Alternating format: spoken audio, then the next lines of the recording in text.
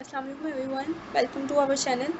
आज हम chemistry chapter number 1 का 4th पॉइंट डिस्कस करेंगे, एलोट्रोपिक फॉर्म ऑफ सब्सटेंसेस। सबसे पहले मैं आपको बुक से इसका ब्रीफ ओवरव्यू दे देती हूँ कि इसमें हम पढ़ने क्या वाले हैं और क्या क्या कुछ हम डिस्कस करेंगे नेक्स्ट। सबसे पहले हमें पता होना चाहिए कि एलोट्रोप्स या एलोट्रोपिक फॉर्म्स होती क्या हैं। एलोट्रोपिक फॉर्म वो फॉर्म होती है कि जिसमें एलिमेंट एक से ज़्यादा स्ट्रक्चरल फॉर्म्स में एग्जिस्ट कर सके, और जैसे ही वो एक से ज़्यादा स्ट्रक्चरल फॉर्म में एग्जिस्ट करेगा, जैसे जैसे उसकी स्ट्रक्चरल फॉर्म ज़्यादा होती जाएंगी, उसकी फ़िज़िकल और केमिकल प्रॉपर्टीज़ भी चेंज होती जाएंगी। जैसे कि अगर वो एक यहाँ पे एग्जांपल दी हुई है ऑक्सीजन एंड ओजोन की, यानी कि ऑक्सीजन अपनी अलग से एक प्रॉपर्टी रखेगा और ओजोन अपनी प्रॉपर्टीज़ अलग से रखेगा, लेकिन यहाँ पे सेम वही एलिमेंट्स मिल रहे हैं, ऑक्सीजन ही है, यहाँ पे भी ओजोन में भी ऑक्सीजन ही है, लेकिन जब वो मिलते हैं आपस में स्ट्रक्चर उनकी फॉर्मेशन डिफरेंट हो जाती है, तो उनकी जो फिज़िकल और केमिकल प्रॉपर्टीज़ है वो भी चेंज हो जाती हैं। उसके अलावा यहाँ पे ग्राफीन, डायमंड, ग्राफाइट, रोबिक सल्फर्स, ये सब चीज़ों का बारे में बताया गया है कि ये एलोट्रोपिक फॉर्म है कार्बन की और सल्फर्स की। और हम चलते हैं अपने टॉपिक के ऊपर। आज सबसे पहले हमें पता होना चाहिए एलोट्रोपी क्या है। डेफिनेशन लिखी गई है यहाँ पे, the phenomenon where element exist in more than one structural form that exhibit different physical and chemical properties. वही बात की गई है यहाँ पे कि एलिमेंट्स जब एक से ज़्यादा स्ट्रक्चरल फॉर्म में एग्जिस्ट करता है तो उसे एलोट्रोप्स या एलोट्रोपी कहते हैं।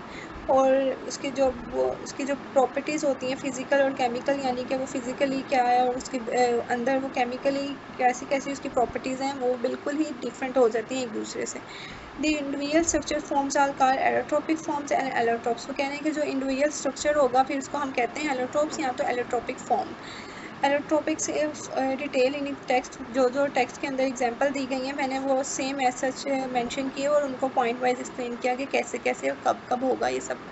ऑक्सीजन फर्स्ट ऑफ ऑल आता है, existed as oxygen, oxygen as a gas exist करता है O2 की फॉर्म में, एंड ओजोन O3 की फॉर्म में। उसी तरह कार्बन है, कार्बन भी एलोट्रोपिक फॉर्म्स होती हैं, कार्बन की भी डायमंड होता है, ग्राफाइट होता है, और C60 यहाँ पे लिखा गया है Buckminster,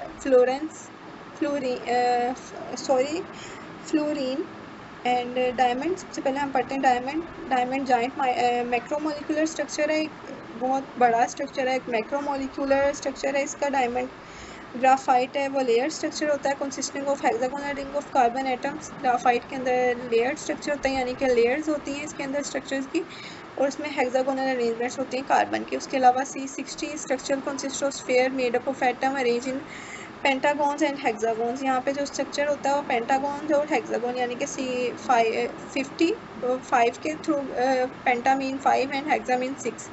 stable at high temperature and high pressure, ये स्टेबल होता है हाई टेम्परेचर के ऊपर भी और हाई प्रेशर के ऊपर भी, यानी कि अगर जितना ज़्यादा प्रेशर कर लो या उसको ज़्यादा टेम्परेचर कर लो तो वो स्टेबल ही रहेगा। मॉलिक्यूल इज़ नॉट चार्ज, उसमें कोई मॉलिक्यूल्स पे कोई चार्ज नहीं होता है। हैज़ नो बाउंड्रीज, उसके अंदर ऊपर कोई बाउंड्री नहीं भी होती, और हैज़ नो अनपेयर्ड इलेक्ट्रॉन, इसके अंदर जैसे मैं बताया यहाँ पे कोई चार्ज भी नहीं होता, यहाँ पे अनपेयर्ड इलेक्ट्रॉन भी नहीं होता, यानी कि इसके साथ कोई भी बॉन्डिंग नहीं हो सकती।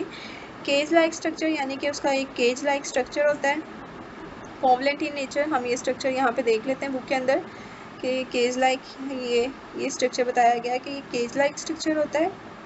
और सॉल्बल इन ऑर्गेनिक सॉल्वेंट, ये ऑर्गेनिक सॉल्वेंट्स के अंदर होता है। Organic solvent in the sense क्योंकि ये कार्बन से बना है तो ऑर्गेनिक ऑब्वियस सी बात है कि वो कार्बन ही पे सॉल्युबल होगा। उसके बाद लो मेल्टिंग पॉइंट, इसका जो मेल्टिंग पॉइंट है बहुत कम होता है, और कैन नॉट कंडक्ट इलेक्ट्रिसिटी, और इसमें से इलेक्ट्रिसिटी यानी बिजली को पास नहीं किया जा सकता। और यहाँ पे सल्फ़र की एलोट्रोपिक फॉर्म्स बताई गई हैं, exist in 2 crystalline allotropic form, rhombic sulphur more stable and monoclinic sulphur और मोनोक्लिनिक सल्फर, ये दोनों सल्फर की एक एलोट्रोपिक फॉर्म्स हैं।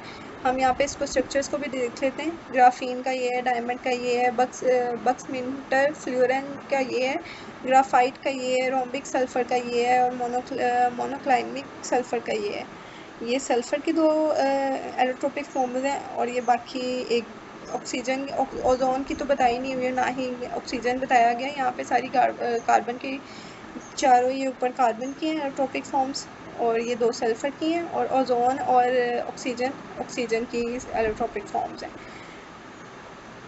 बस ये टॉपिक यहाँ पे हमारा वाइंड अप होता है, क्योंकि एक छोटा सा टॉपिक था, इसको हमने कवर कर लिया है। सबसे पहले हमें बताया गया कि एलोट्रोपिक्स क्या है, जो हमें इसमें याद रखने वाली चीज़ें हैं वो हमें पता होना चाहिए कि एलोट्रोपिक फॉर्म्स क्या होती हैं, उनकी एलोट्रोप्स की डेफिनेशन क्या होती है।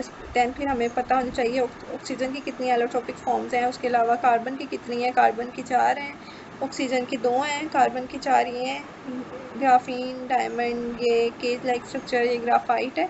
उसके बाद सल्फ़र की भी 2 हैं, रोम्बिक सल्फ़र, मोनोक्लिनिक सल्फ़र, ये दोनों सल्फ़र की हैं। यानी कि यहाँ पे 3 एलिमेंट्स की एलोट्रोपिक फॉर्म्स बताई गई हैं, ऑक्सीजन की, कार्बन की एंड सल्फ़र की। So that's all from this lecture.